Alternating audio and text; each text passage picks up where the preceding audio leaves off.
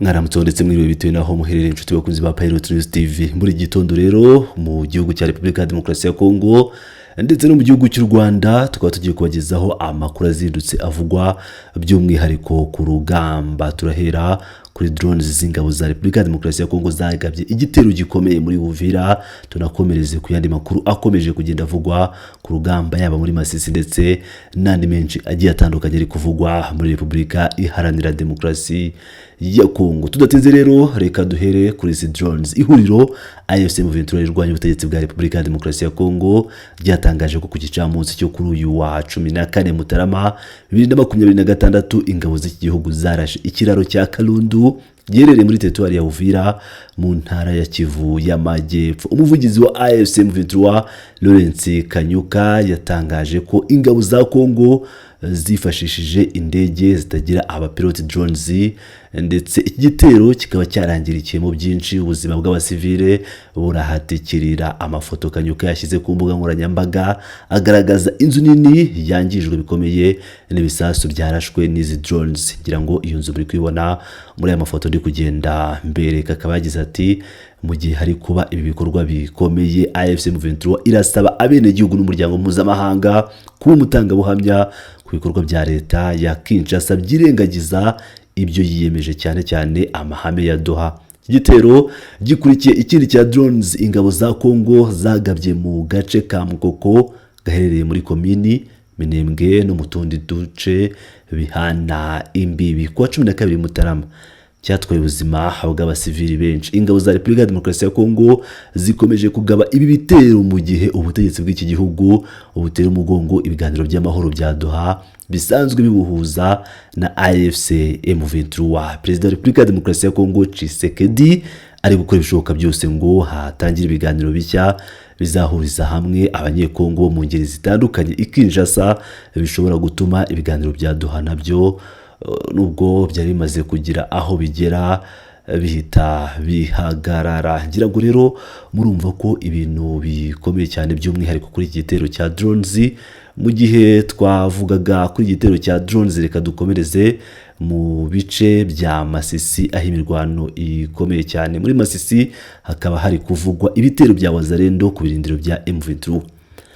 Umutuzo usa nk'uwagarutse muri iki gitondo cyo kuwa gatatu tariki ya 14 Mutarama 2026 Ikalembe muri groupement ya Bashari Mokoto, teritwari ya Masisi iherereye mu ntara ya Kivu y'Amajyaruguru. Nyuma y'imirwano yaraye ibaye mu ijoro ryo kuwa kabiri rishyira kuwa gatatu hagati y'inyeshyamba za AFC M23 na Wazalendo. Nk'uko amakuru agera kuri Actualité.cd abitangaza, inyeshyamba za Wazalendo zikorana bya hafi n'ingabo za leta FARDC, zikaba zaragabye ibitero icyarimwe ku birindiro bitandukanye by'inyeshyamba ahagana mu masambiri z'ijoro ku isaha yaho, zigamije kubirukana muri uyu mujyi bamaze umwaka urenga bagenzura. Aya makuru avuga ko urusaku rw'intwaro ziremereye n'izoroheje zumvikanaga mu mujyi, abaturage kubera ubwoba bagumye mu nzu. Umubare w'abantu baguye muri imirwano nturamenyekana. Muri gitondo cyo kuwa kane ibintu ntibirasubira mu buryo neza muri uyu mujyi wakiriye imiryango myinshi yabavanwe mu byabo bahunze baturutse mu turere dutandukanye. Iyi nkuru yibutsa ko agace gakikije Kalembe muri sheferi ya Bashari habereye imirwano mu byumweru bishize hagati y'inyeshyamba za AFC M23 na Wazalendo, bigatuma habaho guhunga ku bwinshi no gusahura imitungo y'abaturage.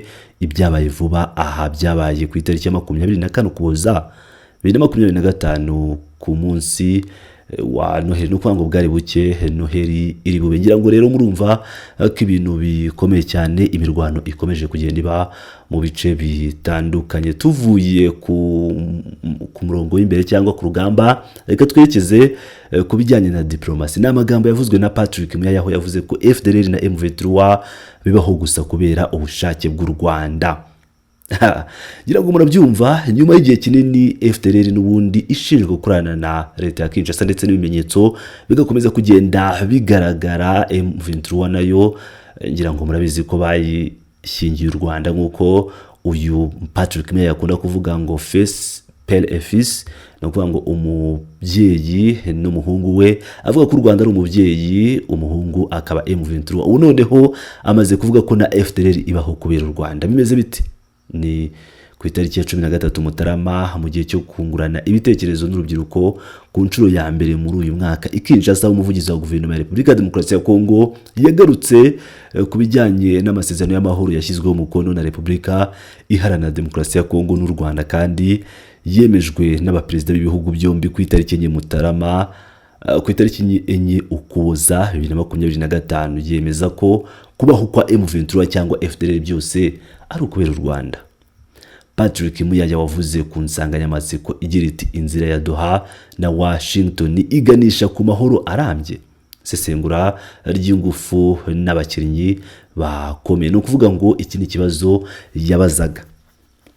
Yashimangiye ko aya masezerano adateganya kugira ubutaka yegurira u Rwanda. Yagize ati mu masezerano y'amahoro imirongo yacu itukura yarubahirijwe, nta santimetero kare n'imwe y'ubutaka bwacu izatangwa. Byongeye kandi Minisitiri w'itumanaho n'itangazamakuru yibasiye igihugu cy'u Rwanda arushinja gushyigikira imitwe yitwaje intwaro ibiba iterabwoba no gusenya mu burasirazuba bwa Repubulika Iharanira Demokarasi ya Kongo. Ni mu gihe nyamara abanyapolitiki bo muri Kongo bakomeje gushinjwa kuba aribo bashinga bakanatera inkunga imitwe y'inyeshyamba ikorera mu burasirazuba bw'igihugu, ndetse umutwe baherutse gushinjwa gutera inkunga ni umutwe wa Mabondo cyangwa Mobondo, noneho ukorera mu nkengero za Kinshasa. Yagize ati FDLR na M23 bibaho gusa kubera ubushake bw'u Rwanda, kandi kwigira imbere kwabo gushoboka gusa kubera ko bamwe mu banyekongo bahemukira igihugu cyabo.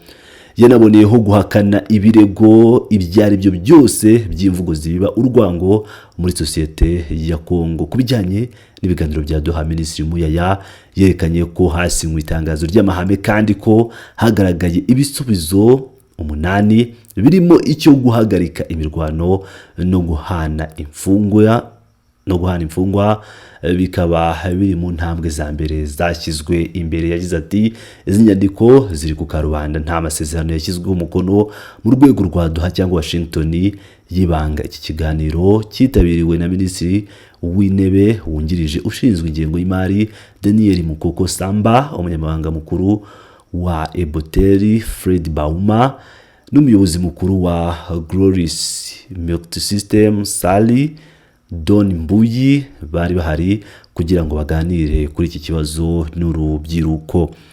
Girago rero ibyatangajwe na Patrick Muyaya nabyo murabyumvise muri aya makuru nkomeje kubagezaho muri iki gitondo. Reka tujye no kuri iyi nkuru ivugwa mu gihugu cy'u Rwanda. Twasoza tutavuze ku gihugu cy'u Rwanda, hari amakuru meza aho Repubulika y'u Rwanda, ni ukuvuga ngo RDF, ingabo cyangwa igisirikare cy'u Rwanda cyohereje muri Jamaica abahanga mu bwubatsi. Kuri uyu wa gatatu tariki 14 Mutarama 2026, igisirikare cy'u Rwanda RDF cyohereje itsinda ry'aba engineers muri Jamaica, igihugu cyo mu birwa bya Caraïbe, kugira ngo bafashe iki gihugu kongera kwiyubaka binyuze mu gusana ibikorwa remezo byangijwe n'umuyaga ukabije Melissa umwaka ushize. Kohereza ingabo byakozwe hakurikijwe amasezerano hagati y'ibihugu byombi, u Rwanda na Jamaica, agamije gufasha mu gusana ibikorwa remezo bikomeye byangijwe n'ibiza. Mbere yuko bahaguruka berekeza muri Jamaica, aba engineers ba RDF bagirijweho ikiganiro cyatanzwe na Brigadier General Faustin Tinka, umuyobozi w'ishami ry'imashini rikoresha ibimashini birimo n'ibifaru mu izina ry'umugaba mukuru w'ingabo za RDF, wasabye abakozi boherejwe gukoresha ubumenyi bwabo bwose, ubunyamwuga ndetse n'ubuhanga mu bya tekiniki kugira ngo basohoze neza ubutumwa bahawe n'ubuyobozi bwa RDF. Yanashimangiye ko abagenerwabikorwa babo bagomba kuzumva neza ingaruka nziza z'akazi kabo. Yagaragaje indangagaciro zisobanura RDF, cyane cyane discipline igize umusingi w'ingabo z'u Rwanda. Yahamagariye abasirikare bakuru n'izindi nzego kubahiriza no kurinda indangagaciro za RDF igihe cyose. Inkubi y'umuyaga yiswe Melissa yibasiye akarere ka Caraïbe mu mpera z'umwaka 2025 n'ubukana bukabije Jamaica yagezweho n'ingaruka zikomeye cyane bituma abantu benshi bitabira ibikorwa by'ubutabazi harimo n'ingabo z'u Rwanda. Ngira ngo rero murabyumvira neza cyane kari inkuru nziza ku gihugu cy'u Rwanda. Nshuti bakunzi ba Pilot News TV, ayo namwe mu makuru nahisemo kubagezaho muri iki gitondo kugira ngo mwumve aho isi igeze muri gitondo, mujyane nanjye muri uyu munsi aho nakomeza kugenda mbagezaho amakuru menshi atandukanye aragenda avugwa, aragenda agerwaho mu buryo bugiye butandukanye. Ndabakunda cyane, muri abagaciro.